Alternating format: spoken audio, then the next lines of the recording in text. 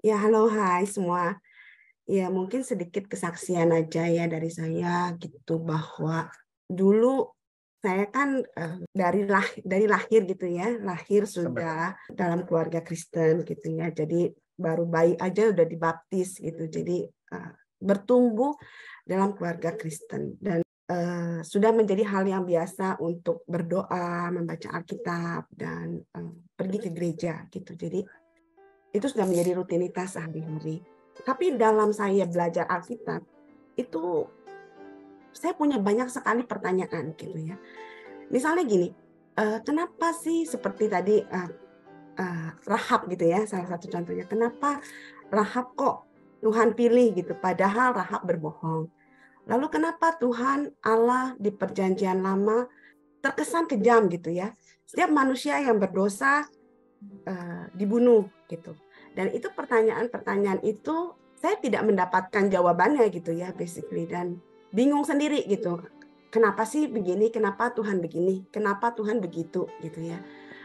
Sampai saya kenal sama Rita gitu ya. Waktu itu sakit terus kenalan dengan Rita, dan Rita waktu itu kan kirim WhatsApp gitu ya sama saya, dan amazingly WhatsApp itu ayat firman Tuhan itu seperti pop up ya, seperti meloncat gitu keluar dan seolah-olah berkata langsung gitu buat saya gitu ya. Itu ayatnya di dalam Roma 8 ayat yang ke-32 kalau saya nggak salah gitu ya. Itu ayat itu tuh jadi kayak pop up. Terus Rita mulai suka kirim video-video dari YouTube gitu ya mengenai bagaimana kesembuhan bisa terjadi gitu ya. Dan saya mulai mendengarkan gitu ya. Awalnya saya ragu-ragu sebenarnya untuk mendengarkan. Tetapi karena saya baca ayat itu dan keluar begitu aja gitu seolah-olah berbicara langsung, jadi saya mulai dengarkan khotbah-khotbah tersebut gitu ya, dan mulai belajar bagaimana sih itu sebenarnya kasih karunia gitu ya. Dan mulai terbuka pikiran saya mengenai kenapa dulu Tuhan seperti itu di perjanjian lama dan kenapa sekarang di perjanjian baru tidak seperti itu gitu. Dan pada waktu itu, waktu saya mulai dengar khotbah itu sebenarnya saya dalam kondisi sakit. Jadi tidak bisa bangun gitu ya. Jadi saya cuma bisa tidur, bangun, tidur lagi, tapi nggak beranjak dari tempat tidur gitu. Jadi cuma tiduran dan bangun, tidur, bangun, tidur, bangun. Tapi sepanjang hari itu saya puterin terus gitu ya khotbah-khotbah tersebut gitu, dan khotbah-khotbah itu tuh masuk gitu ke dalam pikiran saya, menjawab pertanyaan-pertanyaan saya yang selama ini ada, kenapa begini dan kenapa begitu gitu.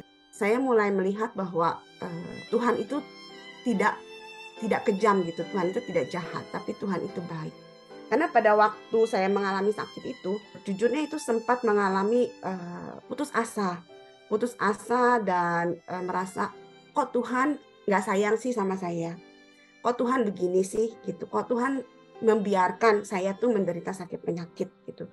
Dan kadang-kadang ada perasaan tertuduh juga, apakah saya berdosa apa ya, apa saya kurang kasih persembahan gitu ya sama Tuhan sampai Tuhan kok izinkan saya sakit seperti ini gitu. Karena juga ada beberapa teman-teman yang bilang coba koreksi diri gitu ya, kenapa bisa sampai sakit, jangan-jangan ada dosa yang dilakukan. Saya kan jadi berpikir juga gitu ya, jadi tertekan juga gitu dengan kondisi itu. Sampai pada satu titik saya pernah merasakan gini, apa saya salah ya jadi orang Kristen, percaya sama Tuhan? Apa saya salah gitu? Saya memilih iman ini tuh salah nggak gitu? Sampai pada satu titik tuh seperti itu gitu, karena saya merasa benar-benar Allah tidak peduli sama saya gitu. Nah, dengan mendengar khotbah-khotbah lalu ayat-ayat firman Tuhan yang dikirim oleh Rita, itu iman saya mulai bangkit gitu ya, bahwa Allah tuh sebenarnya tidak jahat. Allah itu mengasihi kita, dan Tuhan tidak pernah membiarkan kita tuh sendirian atau sampai menderita sakit penyakit itu bukan dari Tuhan gitu ya. Karena sebenarnya Tuhan Yesus sudah menanggung semua sakit penyakit kita di dalam tubuhnya, dan itu sudah dibayar lunas ketika Tuhan Yesus mati di kayu salib, dan dia sudah memenangkannya gitu dengan kebangkitannya. Jadi sebenarnya ya sakit penyakit itu hanya tipuan si iblis. Memang ada dan nyata, tapi kebenarannya adalah bahwa sesungguhnya Tuhan sudah menyembuhkan sakit penyakit kita gitu. Dan itu firman-firman itu mulai masuk gitu ya, prinsip-prinsip dan pengertian-pengertian yang benar dari Alkitab itu mulai saya pahami, mulai saya lebih mengerti, sehingga akhirnya puji Tuhan, Tuhan mulai memulihkan gitu ya keadaan saya. Dan dulu sampai nggak bisa bekerja karena sakit, jadi terpaksa harus berhenti bekerja. Sekarang sudah beberapa tahun ini sudah mulai bekerja lagi gitu ya, dan keadaan sudah semakin baik, semakin pulih gitu ya, sudah mulai bisa beraktivitas dengan normal lagi.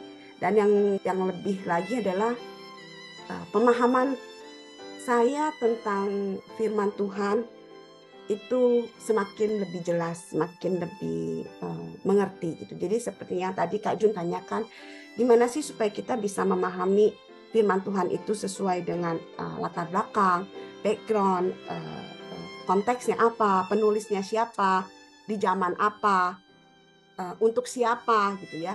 Jadi mulai lebih memahami cara bagaimana kita belajar firman Tuhan, dan bahkan sampai sekarang pun masih terus belajar gitu ya firman Tuhan. Tapi sungguh kita belajar Tuhan itu sangat baik, Tuhan itu mengasihi kita, dan tidak sekali-kali Tuhan itu membiarkan kita. Bahkan di dalam Yohanes 10 ayat 10 dikatakan bahwa pencuri datang untuk mencuri, membunuh, dan membinasakan. Tetapi aku, Tuhan Yesus, datang untuk memberikan kamu hidup, dan hidup dalam segala kelimpahan. Karena Tuhan Yesus sudah datang dan membayarnya semuanya untuk kita. Gitu aja sih sedikit sharing.